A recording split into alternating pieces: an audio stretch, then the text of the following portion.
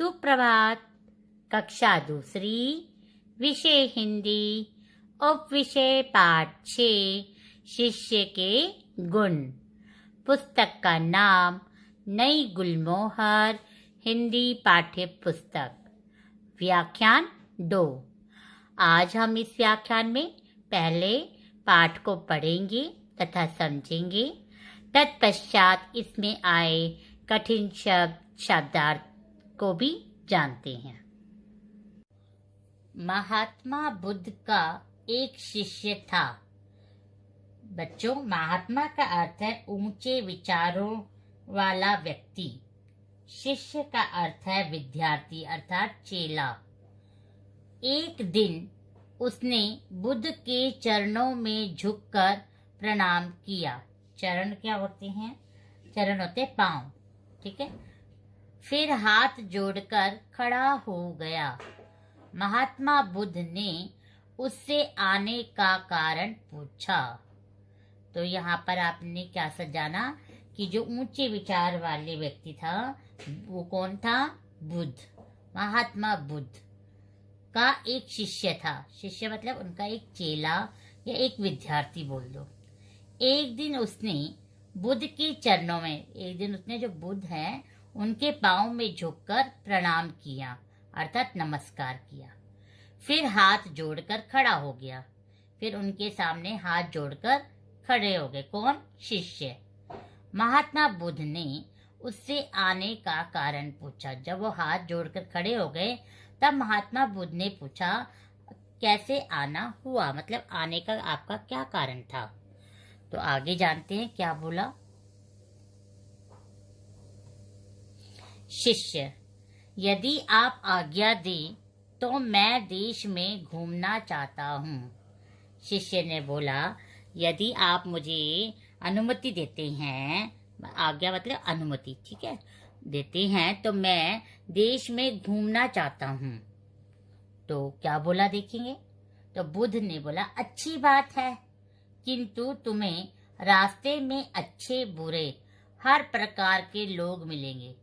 तो बुद्ध जी कहते हैं कि चलो आप घूमना चाहते हैं, बहुत अच्छी बात है, किंतु मतलब ध्यान रखना, लेकिन तुम्हें रास्ते में अच्छे और बुरे हर प्रकार के लोग मिलेंगे। मतलब कुछ अच्छे भी होंगे और कुछ बुरे लोग भी मिलेंगे, तो ध्यान रखना। बुरे लोग तुम्हारी निंदा करेंगे। जो बुरे लोग होंगे वो आपकी क्या करेंगे? निंदा करेंगे। निंदा का अर्थ है बुराई। वह आपकी बुराई करेंगे। उस समय तुम्हें कैसा लगेगा? अगर कोई तुम्हें बुराई करे, तुम्हारी बुराई करेंगे तो तुम्हें कैसा लगेगा? तो बुद्ध जी कह रहे, जाओ, मुझे कोई मना नहीं है, लेकिन आप ध्यान रखना कि जब आप जाओगे तो रास्ते में हर प्रकार के जो है व्यक्ति होंगे। कुछ अच्छे होंगे तो कुछ बुरे होंगे, और जो बुरे होंगे वो आपकी क्या करेंगे? बुराई करेंगे। उस समय आपको कैसा लगेगा?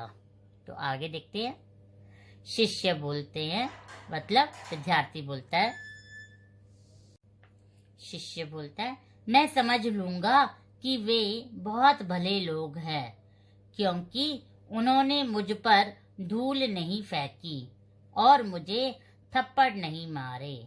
तो शिष्य कहता है कि जब वो ऐसे करेंगे, मेरे साथ बुरा व्यवहार करेंगे, तो मैं समझ लूंगा कि वे बहुत ही अच्छे लोग हैं, क्योंकि उन्होंने ना तो मुझ पर धूल फेंकी और ना ही मुझे थप्पड़ मारा। भले मतलब अच्छे लोग, ठीक है। तो यहाँ पर शिष्य ने देखो उस बात को, जो कोई बुराई करते हैं उस बात को क्या बोला कि जब कोई मेरी बुराई करेगा, मेरी निंदा करेगा, अर्थात तो मैं समझ लूंगा कि वे मेरी बहुत क्या करते हैं? अच्छा व्यवहार करते हैं, अच्छे लोग हैं ये, क्योंकि उन्होंने ना तो मुझ पर क्या फेंका? धूल फेंका, और ना मुझे थप्पड़ मारा। अब बुद्ध जी क्या कहते हैं, देखिए, उनमें से कुछ लोग तुम पर धूल भी फेंक सकते हैं और थप्पड़ भी मार सकते हैं। ओके बुद्ध जी, आप कहते हैं कि ध्यान रहे, ऐसा नहीं कि कुछ लोग आपको नहीं कर सकते। कुछ लोग ऐसे भी निकलेंगे जो आप पर धूल भी फेंकेंगे, थप्पड़ भी मार सकते हैं। तो शिष्य बोलते हैं, मैं उन्हें भी इसलिए भला समझूंगा कि उन्होंने मुझे डंडे से नहीं पीटा। और वो कह रहे अगर उनमें से भी कुछ लोग आप पे धूल फेंक दे, थप्पड़ मार दे, तो क्या होगा? तो शिष्य ने बोला तो तब मैं उस समय ये समझ लूंगा कि उन्होंने मुझे डंडे से नहीं पीटा। देखो कितना जो है उन्होंने अपने अच्छा व्यवहार रखा शिष्य ने, है ना। तो बुद्ध जी उन्हें समझा के भेज रहे हैं कि उनमें से कुछ लोग तुम पर धूल भी फेंक सकते हैं और थप्पड़ भी मार सकते हैं। तो शिष्य ने बोला मैं उन्हें भी इसलिए भला समझूंगा कि उन्होंने मुझे डंडे से नहीं पीटा। तो तब भी वो देखो वो कह रहे कि मैं कोई बात नहीं, तो मैं उस समय भी उनका भला ही सोचूंगा। अब बुद्ध जी कहते हैं डंडे मारने वाले भी 5-10 लोग मिल सकते हैं। अब यहाँ बुद्ध जी कह रहे हैं कि ठीक है, अब अगर तुम्हें डंडे मारने वाले भी कोई 5-10 लोग मिल सकते हैं, ध्यान रहे। तो शिष्य कहता है वे मुझे हथियारों से नहीं मारेंगे, इसलिए वे भी मुझे भले जान पड़ेंगे। तो कह रहे हैं उन्होंने हथियारों से नहीं मारेंगे, इसलिए वह मुझे भले जान पड़ेंगे। अब बुद्ध जी कहते हैं देश बहुत बड़ा है। वो कह रहे हैं बुद्ध जी कह रहे हैं देश कोई छोटा नहीं है शिष्य, देश जो है बहुत बड़ा है। जंगलों में ठग और डाकू रहते हैं। यहाँ पे ठग का अर्थ है धोखा देने वाला। जंगलों में ध्यान रहे धोखा देने वाले और डाकू रहते हैं। डाकू तुम्हें घायल भी कर सकते हैं। घायल का अर्थ है जिसे चोट लगी जाती है ना, जैसे चोट लगी हो। तो कहते हैं डाकू तुम्हें घायल भी कर सकते हैं। तो शिष्य क्या कहते हैं सुनिए, वे डाकू दयालु जान पड़ेंगे। तो कह रहे वे जो डाकू है वे क्या होंगे? दयावान होंगे। दयालु का अर्थ है दयावान, क्योंकि उन्होंने मुझे कम से कम जीवित तो छोड़ा। जीवित का अर्थ है जिंदा। उन्होंने जो है दयावान होंगे क्योंकि उन्होंने मुझे जिंदा तो छोड़ा। शिष्य ने उसमें भी देखो बुद्ध जी समझा रहे हैं, उसमें भी शिष्य ने क्या किया? अच्छा सोचा, है ना। आपको समझ आ रहा है ना। बुद्ध जी कहते हैं ये कैसे कह सकते हो कि डाकू तुम्हें जीवित ही छोड़ देंगे। अब बुद्ध जी कहते हैं कि आप जो है ऐसे कैसे कह सकते हो कि डाकू तुम्हें जिंदा ही छोड़ देंगे, वे जान से भी मार सकते हैं। अब बुद्ध जी कहते हैं देख लो वो जान से भी मार सकते हैं।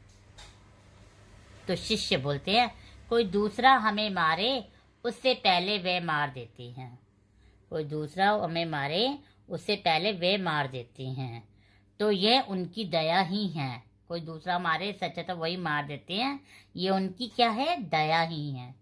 वैसे भी सबको एक ना एक दिन मरना ही है। शिष्य बोलता है यहाँ पे शिष्य जी बोलते हैं कि कोई दूसरा मारे उससे पहले ही वे मार देते हैं, यह उनकी दया है। वैसे भी तो सबको एक ना एक दिन क्या होना है? मरना ही है। शिष्य की बात सुनकर बुद्ध बहुत प्रसन्न हुए। प्रसन्न का अर्थ है खुश। बुद्ध की बात सुनकर क्या हुए? शिष्य की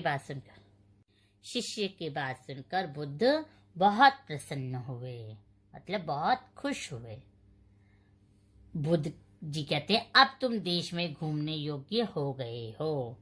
अब वो कह रहे हैं कि अब तुम जा सकते हो देश में घूमने के लिए। सच्चा साधु वही है। क्यों? क्योंकि सच्चा साधु वही है जो किसी भी दशा में किसी को बुरा नहीं कहता। दशा मतलब हालत, मतलब साधु, सच्चा साधु वही कहलाता है जो कैसी भी हालत हो उसमें किसी के बारे में बुरा नहीं सोचता, चाहे कैसी भी परिस्थिति आए, कैसी भी कठिनाई आए। दूसरों में दोष देखना और दूसरों को बुरा समझना ठीक नहीं है। दोष का अर्थ होता है बुराई। दूसरों में बुराई देखना और दूसरों को बुरा समझना, ये बात ठीक नहीं है। इस दोष से सभी को बचना चाहिए। तो हम सबको इस दोष से क्या होना चाहिए? बचना चाहिए। तो बच्चों, जिस प्रकार महात्मा बुद्ध का शिष्य किसी भी परिस्थिति में दूसरों की निंदा नहीं करता, हमें भी ऐसा ही करना चाहिए। यदि हम भी दूसरे व्यक्तियों में दोष देखने के स्थान पर उनके गुणों को महत्व देंगे तो सब जगह हमारी प्रशंसा होगी। मतलब यहाँ पर समझाया जा रहा है बच्चों, जिस प्रकार महात्मा बुद्ध का शिष्य क्या था, कैसी भी परिस्थिति थी, उसने क्या किया था, दूसरों की निंदा नहीं की। हमें भी क्या है, ऐसे ही करना चाहिए। यदि हम भी दूसरे व्यक्तियों में दोष देखने के स्थान पर उनके गुणों का महत्व करेंगे, मतलब अगर हम दूसरों के दोष मतलब दूसरों की बुराई करने की जगह पे अच्छा जो है उनकी गुणों की जो महत्व करेंगे, तो सब जगह हमारी क्या होगी, प्रशंसा, तब अर्थात तारीफ होगी। तो बच्चों, इस पाठ से हमने क्या सीखा? इस पाठ से हमने सीखा गुरु का आदर करना, दूसरों में अच्छाई देखना। गुरु का आदर करना और दूसरों में अच्छाई देखना। तो चलते हैं, सबसे पहले हम पाठ में आए कठिन शब्दों को जानती हैं। सबसे पहला कठिन शब्द है महात्मा। पहला कठिन शब्द है महात्मा। दूसरा कठिन शब्द है शिष्य। दूसरा कठिन शब्द है शिष्य। तीसरा कठिन शब्द है चरणों। तीसरा कठिन शब्द है चरणों। चौथा कठिन शब्द है बुद्ध। चौथा कठिन शब्द है बुद्ध। पांचवा कठिन शब्द है प्रणाम। पांचवा कठिन शब्द है प्रणाम। छठा कठिन शब्द है निंदा। छठा शब्द है निंदा। चलो एक बार पुनः इन्हें दोहराते हैं। सबसे पहले है महात्मा, दूसरे नंबर पे है शिष्य, तीसरे नंबर पे है चरणों, चौथे नंबर पे है बुद्ध, पांचवें नंबर पे है प्रणाम, छठे नंबर पे है निंदा। अब आगे देखते हैं। सातवां शब्द है घायल। सातवां शब्द है घायल। आठवां शब्द है दयालु। आठवां शब्द है दयालु। नौवां शब्द है थप्पड़। नौवां शब्द है थप्पड़। 10वां शब्द है जीवित। 10वां शब्द है जीवित। 11वां शब्द है दोष। 11वां शब्द है दोष। 12वां शब्द है दशा। 12वां शब्द है दशा। एक बार पुनः दोहराते इन शब्दों को। 7वें नंबर पे है घायल, 8वें पे है दयालु, 9वें पे है थप्पड़, 10वें पे है जीवित, 11वें पे है दोष, 12वें पे है दशा। अब आगे का देखते हैं। 13वां नंबर है आज्ञा। 13वां नंबर है आज्ञा। 14वां नंबर है प्रसन्न। 14वां नंबर है प्रसन्न। 15वां शब्द है परिस्थिति। 15वां शब्द है परिस्थिति। 16वां शब्द है साधु। 16वां शब्द है साधु। 17वां शब्द है प्रशंसा। 17वां शब्द है प्रशंसा। 18वां शब्द है डंडे। 18वां शब्द है डंडे। 19वां शब्द है उन्होंने। 19वां शब्द है उन्होंने। 20वां शब्द है सच्चा। 20वां शब्द है सच्चा। एक बार पुनः दोहराते इन शब्दों को। 13वां है आज्ञा। 13वां शब्द है आज्ञा। 14वां शब्द है प्रसन्न। 15वां शब्द है परिस्थिति। 16वां शब्द है साधु। 17वां शब्द है प्रशंसा। 18वां शब्द है डंडे। 19वां शब्द है उन्होंने और 20वां शब्द है सच्चा। अब आप पाठ में आए कठिन शब्दों को जान गए हैं। ये कठिन शब्द आपको लिखते समय आपको बिना गलतियों के लिखना बताती है और पढ़ते समय आसानी से इन शब्दों को आप पढ़ सकते हैं। अब हम जानेंगे पाठ में आए शब्दों के अर्थ को, अर्थात शब्दार्थ। शब्दार्थ क्या होती है? जो शब्द के अर्थ बताते हैं। तो जानते हैं शब्द और अर्थ। पहला शब्द है महात्मा। पहला शब्द है महात्मा, जिसका अर्थ है ऊंचे विचारों वाला व्यक्ति। जिसका अर्थ है ऊंचे विचारों वाला व्यक्ति। दूसरा है शिष्य। दूसरा है शिष्य, जिसका अर्थ है विद्यार्थी या चेला। विद्यार्थी या चेला। तीसरा शब्द है निंदा, जिसका अर्थ है बुराई। तीसरा शब्द है निंदा, जिसका अर्थ है बुराई। चौथा शब्द है ठग। चौथा शब्द है ठग, जिसका अर्थ है धोखा देने वाला। चौथा शब्द है ठग, जिसका अर्थ है धोखा देने वाला। पांचवा शब्द है दयालु, जिसका अर्थ है दयावान। पांचवा शब्द है दयालु, जिसका अर्थ है दयावान। छठा शब्द है दशा, जिसका अर्थ है हालत। छठा शब्द है दशा, जिसका अर्थ है हालत। सातवां शब्द है चरण, जिसका अर्थ है पाँव। सातवां शब्द है चरण, जिसका अर्थ है पाँव। आठवां शब्द है भला, जिसका अर्थ है अच्छा। आठवां शब्द है भला, जिसका अर्थ है अच्छा।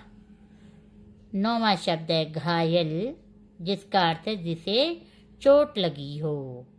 नौवां शब्द है घायल, जिसका अर्थ है जिसे चोट लगी हो। 10वां शब्द है जीवित, जिसका अर्थ है जिंदा।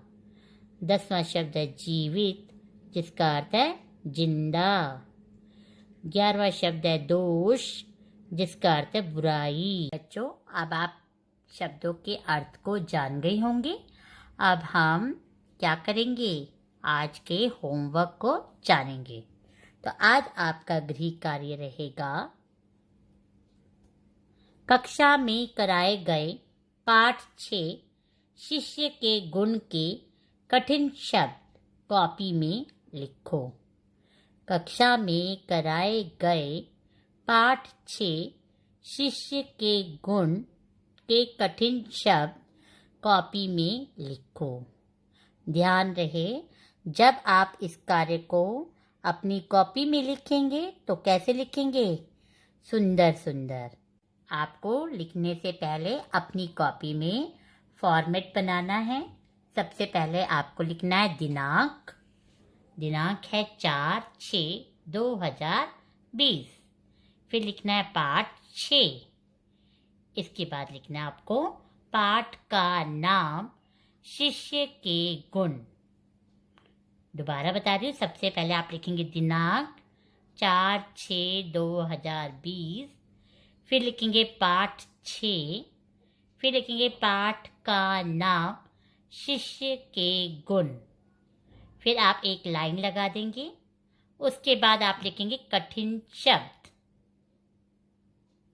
अब जो मैंने आपको कक्षा में 20 शब्द कराए थे, उसे मैं दिखा रही हूँ, जिससे आपको करना आसानी हो जाएगा। ये रहे आपके कठिन शब्द। सबसे पहला कठिन शब्द है महात्मा। दूसरे नंबर पे शिष्य। तीसरे पे है चरणों। चौथे पे है बुद्ध। पांचवे पे है प्रणाम। छठे पे है निंदा। सातवें पे है घायल। आठवें पे है दयालु।